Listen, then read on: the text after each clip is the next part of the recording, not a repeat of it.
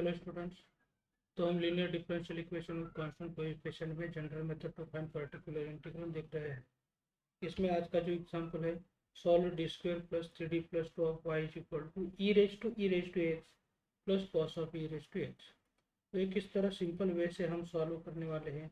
आप ये जो सॉल्यूशन का फॉर्मेट है, हर एक एग्जाम्पल में सॉल्यूशन का फॉर्मेट सेम ही रहने वाला है, लेकिन इसमें पहले हमें क्या करना पड़ेगा, ये जो डिफरेंशियल इक्वेशन है वो differential equation as it is यहाँ लिखना पड़ेगा।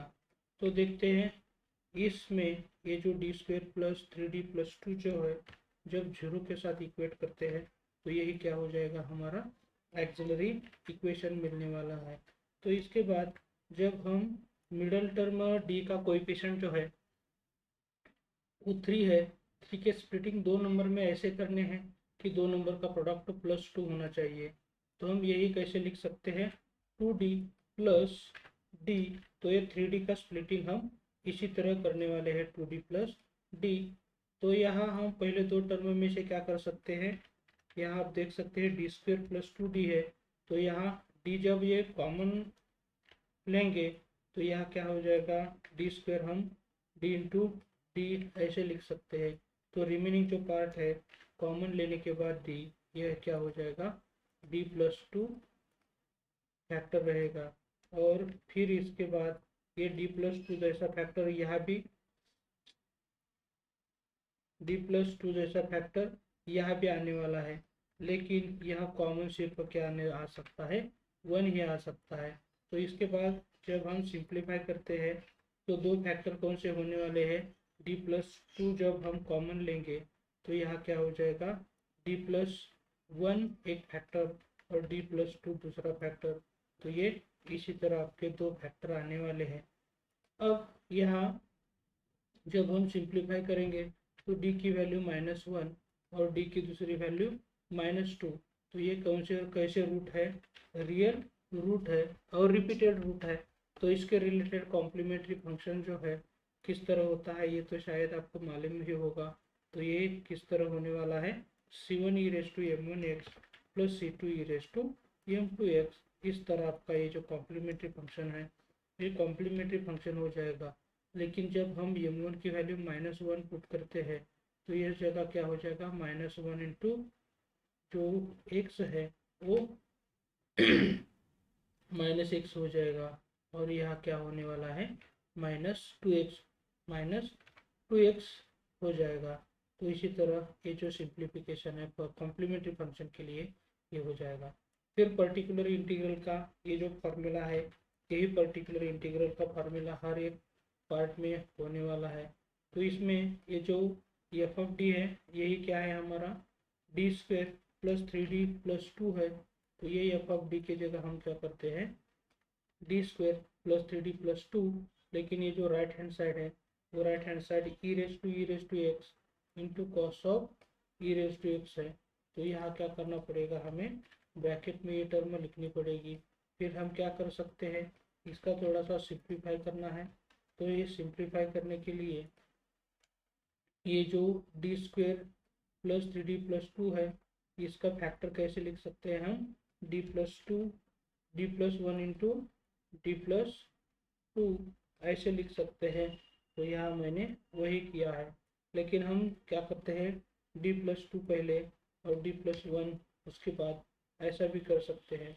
अब इसमें यहाँ दूसरी जो स्टेप है वो कैसे कर सकते हैं, ये जो d प्लस 2 फैक्टर है उसको हम आउटसाइड में रखने वाले हैं, और जो सेकंड फैक्टर जो है d प्लस 1, इसके रिलेटेड जो ये ऑपरेटर है ये कहाँ अप्लाई करने वाले हैं, यहाँ ऑपरेट करने वाले हैं।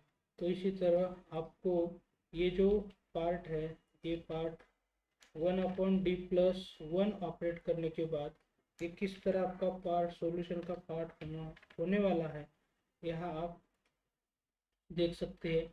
लेकिन इसके लिए आपको फिर ये जो बेसिक कंसेप्ट है वो बेसिक कंसेप्ट कौन सा यूज़ करना पड़ेगा, d प्लस 1 है तो यहाँ 1/d plus 1 of x of function of x, जब ऐसा आइडिया यूज़ करेंगे तो इसी तरह आपको क्या करना पड़ेगा, इसकी जो कॉन्सेप्ट है ये हो जाएगा, लेकिन यहाँ a की जगह डी प्लस ये है और यहाँ 1/d+1 है, तो ये की जगह मुझे यहाँ क्या करना पड़ेगा, पुट 1 पुट करना पड़ेगा।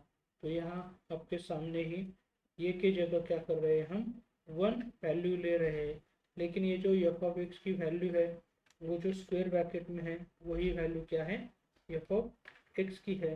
तो इसी तरह आपका क्या होने वाला है, कंसेप्ट होने वाला है। फिर इसमें जब हम सॉल्व करने की कोशिश करते हैं तो हम हमारे लिए ये सब्स्टिट्यूशन मेथड का कंसेप्ट है। तो यहाँ क्या करना पड़ेगा, जनरली सब्स्टिट्यूशन मेथड का जो आइडिया है वही आइडिया यहाँ यूज करना पड़ेगा।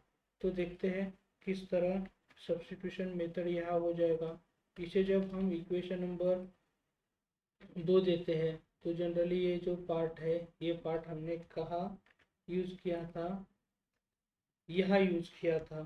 तो ये स्टेप के लिए ये पार्ट यूज किया था, इसलिए वो वहाँ ले रहे हैं। यहाँ आप सब्स्टिट्यूशन मेथड यूज करने के लिए कौन सी आइडिया यूज करते हैं, जनरली यहाँ भी e⁻x आपको दिख रहा है और e के पावर में भी e⁻x दिख रहा है। तो यहाँ e⁻x is equal to t, तो आप यहाँ देख सकते हैं ये e⁻x इंटू ये जो dx है ये फिर क्या हो जाएगा, इस e⁻x का डेरिवेटिव इसी तरह होने वाला है। तो e⁻x into dx is equal to dt हो जाता है। तो ये जो इक्वेशन नंबर 2 है, यहाँ इक्वेशन नंबर 2 में क्या है, हम यहाँ पर्टिकुलर इंटीग्रल ऐसा भी लिख सकते हैं। तो ये इक्वेशन नंबर 2 में ये पर्टिकुलर इंटीग्रल का जो कॉन्सेप्ट है ये किस तरह होने वाला है आप यहाँ देख सकते हैं। तो इसी तरह ये आपका पर्टिकुलर इंटीग्रल होने वाला है। लेकिन यहाँ हम e⁻x की वैल्यू जो है t पुट करेंगे, तो यहाँ e के पावर में e⁻x है, तो यहाँ e⁻t हो जाएगा, और cos ऑफ e⁻x है तो ये cos ऑफ t हो जाएगा। लेकिन यहाँ e⁻x इंटू यहाँ क्या है, dx है, तो e⁻x इंटू dx की जगह मैं क्या कर सकता हूँ, पुट dt पुट कर सकता हूँ। तो अब ये जो सिंप्लीफिकेशन है ये सिंप्लीफिकेशन मुझे करना है, तो किस तरह आप इंटीग्रेशन ले सकते हैं यह आपको देखना है। तो यहाँ आप e⁻t का इंटीग्रेशन और cos t का इंटीग्रेशन लेना है। तो यही ब्रैकेट मैं क्या कर रहा हूँ, इंटीग्रेशन के बाहर लेने के बाद e⁻t का इंटीग्रेशन फिर e⁻t हो जाएगा, लेकिन ये जो cos t है cos t का इंटीग्रेशन क्या होता है, साइन ऑफ t हो जाएगा।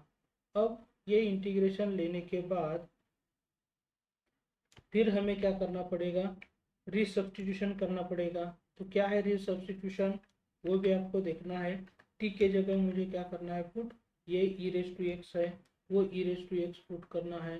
तो e के पावर में जो t था इसके जगह e⁻x मैंने पुट कर दिया है, और यहाँ जो t है उस t के जगह भी मुझे क्या करना पड़ेगा, ये जो e⁻x है वही पुट करना पड़ेगा। फिर यही जो पार्ट है इस पार्ट को हम क्या कर रहे हैं, फिर थोड़ा सा सिंप्लीफाई करने वाले हैं। लेकिन ये सिंप्लीफाई करने के लिए 1/d+2 ऑपरेटर जो है वो अप्लाई करना है। तो ये 1/d+2 ऑपरेटर यूज करने के लिए फिर हम यही आइडिया है यही यहाँ यूज करने वाले हैं। तो ये किस तरह आपका जो पार्ट है ये पार्ट हो जाता है, आप यहाँ देख सकते हैं। यहाँ जब यही पार्ट यूज करेंगे तो यहाँ d+2 है, तो ये a जो है a के जगह क्या होने वाला है, 2 होने वाला है। तो यहाँ ये जो पार्ट है इसी तरह हो जाएगा। फिर ये जो पार्ट है ये ब्रैकेट का पार्ट है वो किसके जगह आने वाला है, f(x) है उसके जगह ये पार्ट आने वाला है। तो देखते हैं किस तरह ये पार्ट का सिंप्लीफिकेशन होता है। यहाँ आप देख सकते हैं e⁻x इंटू e⁻−x है, यह लॉज ऑफ इंडाइसिस यूज करेंगे तो यहाँ सिर्फ e⁻x रहेगा, बाकी सब कुछ एज इट इज ही रहेगा। जैसे कि हमने यहाँ इक्वेशन नंबर 2 यूज किया था उसी तरह यहाँ हम क्या करने वाले हैं, इक्वेशन नंबर 3 समझते हैं। तो इसी तरह यहाँ इक्वेशन नंबर 3 लेने के बाद यहाँ ये जो पार्ट है ये पर्टिकुलर इंटीग्रल का ही पार्ट है, ये तो आप समझ ही गए हैं। तो ये पर्टिकुलर इंटीग्रल इक्वल टू ऐसा मैंने लिखा है। फिर मुझे क्या करना पड़ेगा, ऐसी सब्स्टिट्यूशन ही यूज करनी पड़ेगी। तो किस तरह सब्स्टिट्यूशन कर रहे हैं हम, ये भी आप यहाँ देख सकते हैं। फिर e raise to x is equal to क्या कर सकते हैं, दूसरा वेरिएबल पी पुट कर सकते हैं, और यहाँ क्या हो जाएगा डीपी। तो ये जो इक्वेशन नंबर 3 है आपके सामने, यही इक्वेशन नंबर 3 किस तरह होने वाला है आप यहाँ देख सकते हैं। तो ये जो changes E raise to X के जगह मुझे क्या करना है, पी करना है। तो देखते हैं ई के पावर में ई रेस टू एक्स है, तो यहाँ क्या हो जाएगा, पी हो जाएगा। और यहाँ sine of E raise to X है, तो यह साइन ऑफ पी हो जाएगा। और यह भी क्या होने वाला है, डी पी हो जाएगा। लेकिन e raise to x into d x के जगह डी पी होने वाला है, ये भी उतना ही इम्पोर्टेंट है। तो आप यहाँ इसका इंटीग्रेशन ले सकते हैं। तो इंटीग्रेशन किस तरह हो जाएगा, ये पहले हम ये जो ब्रैकेट में टर्म है वो ब्रैकेट में टर्म इंटीग्रेशन के बाहर लेते हैं, और उसके बाद इस ब्रैकेट का इंटीग्रेशन लेते हैं। तो ये जो ई रेस टू पी है उसका integration e raise to P ही हो जाएगा। लेकिन साइन पी का इंटीग्रेशन क्या होता है, minus of cos of P हो जाएगा। तो इसी तरह ये आपका पर्टिकुलर इंटीग्रल हो जाएगा। उसके बाद ये जो p की वैल्यू है, यह p की वैल्यू आप देख सकते हैं। फिर क्या पुट की है मैंने, ई रेस टू एक्स पुट की है। तो ये जो पावर में p है उस पावर में p जो है इसके जगह मुझे ई रेस टू एक्स पुट करना पड़ेगा। और ये जो p आपको दिख रहा है इस p को हम क्या पुट करने वाले हैं, ई रेस टू एक्स पुट करने वाले हैं। इसी तरह ये जो है आपका क्या हो जाएगा, पर्टिकुलर इंटीग्रल हो जाएगा। तो आपका कंप्लीट सॉल्यूशन जो है किस तरह होता है ये तो आपको मालूम ही है, सी एफ प्लस पी आई।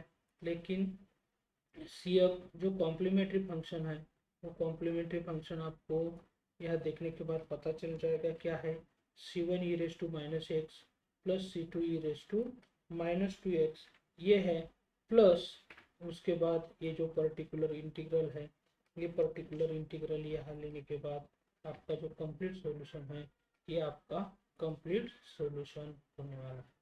तो इसी तरह एकदम सिंपल तरीके से हम क्या कर सकते हैं, ये जो एग्जाम्पल है जनरल मेथड के सॉल्व कर सकते हैं।